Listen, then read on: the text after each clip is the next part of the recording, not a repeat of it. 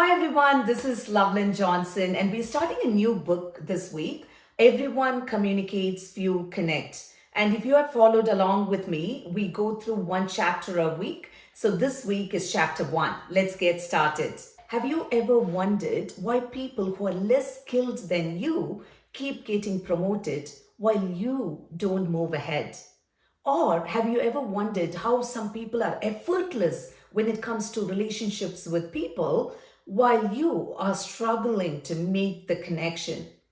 If this resonates with you, then this video is for you. We are going to talk about connection, how to be better connectors. Because if you think about it, people are competent. That's why they are where they are. But when you add connection to it, then that's the game changer. That's the catalyst that will get you going. And we are going to learn not just to be better communicators, but also to be better connectors. While I was reading this chapter, I was thinking about my experience in a coffee shop. The Wi-Fi signal was wonderful, yet my app wasn't connecting. And I said to myself, what is this? The signal, the bar looks perfectly strong, but yet no app is getting loaded and I'm unable to make the connection. Often that's the case when we are having conversations with people. We are thinking we're doing a good job. We are thinking we are connected because the bar looks strong.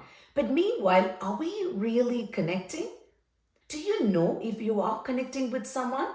The book kind of gives this connection dashboard, so to speak, on things that you should watch for to know if you are a good connector. Are they walking that extra mile? Are they giving you feedback, unsolicited feedback and appreciation? Are they really giving you those praises and also calling out, I would encourage you to do this differently? Do they trust you enough to give you that kind of feedback? Is the energy around positive? Do they feel valued? Is there a growing synergy there? Or do they feel judged by you? When you're having conversations with people, pay attention to these subtle things because you can tell that you have a connection with them when they are walking that extra mile, when they are doing things for you, when they're praising you, when they have built trust where they could come and tell things in confidence to you. All this tells you that you are connecting. Did you know an average person receives 32,000 messages every single day? No wonder we tune out. How much could our poor brain process? We are receiving 32,000 messages. Whether you're driving and there are ads there is Instagram, Facebook, LinkedIn, all kinds of messages that are constantly being relayed to us. And what are we doing with it? That's the message that we are receiving.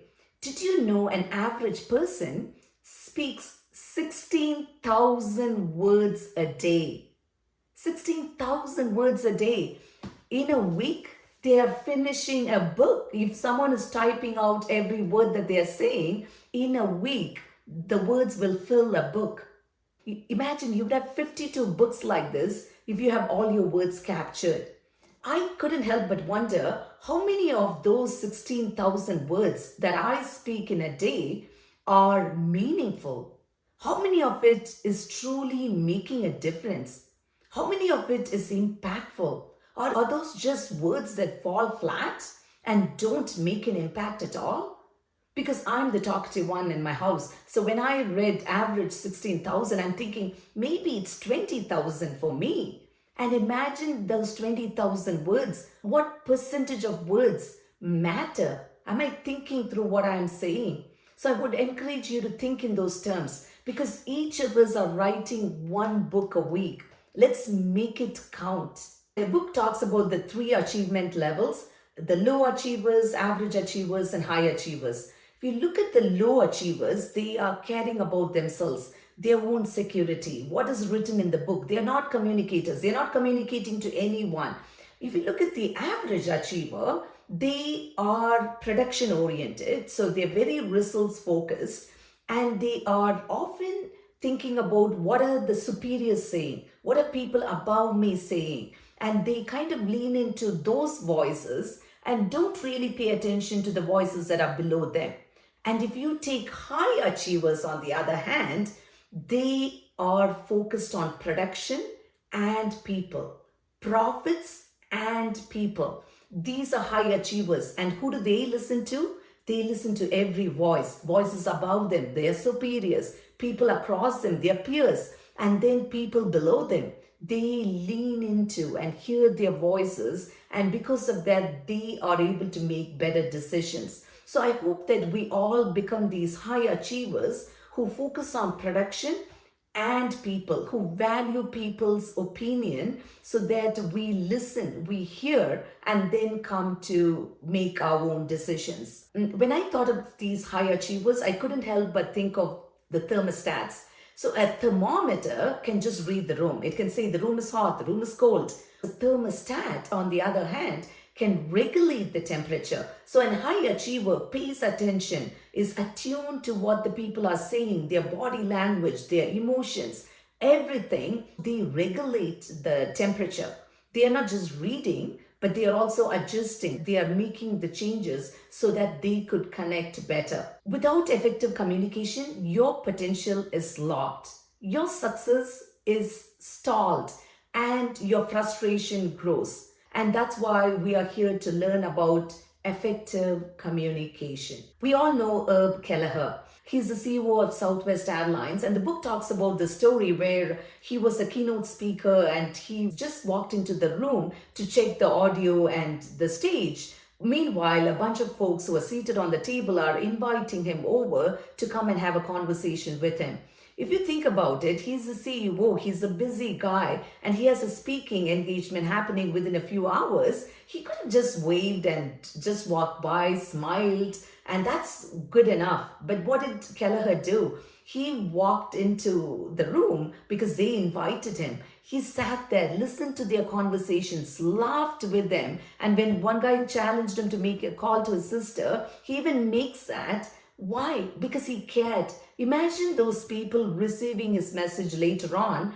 They would have enjoyed it more than anyone else because Kelleher made the connection. No wonder when he stepped down from his role as a CEO, there were several ads on the newspaper where they applauded him for his positively outrageous service. It's not just the clients who felt it, the employees felt it. The employees felt they were heard. And because of that, the culture was wonderful. So, what could we do? How could we make a difference? Some of us are speakers. We are standing in the pulpit and giving a speech. But imagine the connection doesn't happen there. It happens long before you go stand up. So when you think about communication, it's not what you just say. It's your body language. It's how you showed up before the event even began that makes a difference. So keep that in mind because your connection changes everything. It impacts your career. It impacts your relationships. It impacts your friendships. It impacts your family. It touches on every area of your life. So if you become a great communicator, you are making great connections and you become an effective leader.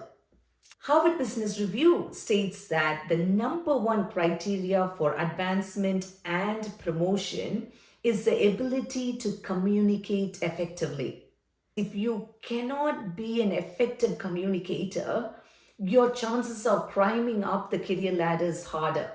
Whereas if you can get that done, not just communicate but connect, understand people, understand their emotions, and have this attitude to serve, not be served, then you come across on the other side as someone who connects well. It's not the hardest worker who gets a promotion. It's not the talented person who gets a promotion. It's a person who understands what communication means and makes the connection that gets promoted. The book talks about connecting in 3 levels. The simplest and the easiest one is the one-on-one connection.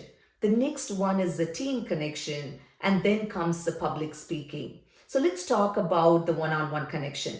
Most of your conversations happen in this setting when you're one-on-one with someone. And when you get that right, when you give the other person to talk and hear them well, you become a great connector. And whenever there is an opportunity, give the flow to the other person. And not only that, have a helpful quote, a story or something where you could get the conversation going. But then the whole intent of that one-on-one connection is how you make the other person feel.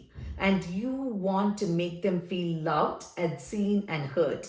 Let's go to a team setting. What should we do in a team setting? Celebrate people publicly. But if you want to say something, correct them privately. And take ownership. When things are going wonderfully well, give them the credit.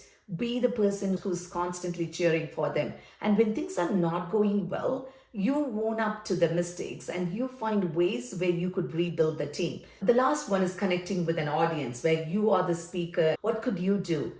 Let them know that you're excited. Let them know that you've got something of great value. Prepare well. Don't take their time for granted. Just because they have to listen to you speak for 30 minutes, don't just go and ramble. Make that preparation, add value to them.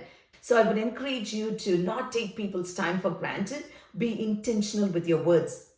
Remember, you are speaking 16,000 words in a given day. Make those words count, make it meaningful, make it impactful so that it adds value to someone else. And next time when you're having a conversation with someone, remember the communication dashboard. Pay attention to the signals. Are they giving that extra effort? Are they giving you unsolicited advice in a positive way? Are they giving you genuine praises? Is the energy around being positive? Is the communication flowing freely or people guarded? When you pay attention to these signals, you know that you are connecting well. And also, something to remember is when someone is speaking to you, you lean in, you give your heart, mind, and soul to the conversation. In that way, they feel seen, heard, and loved.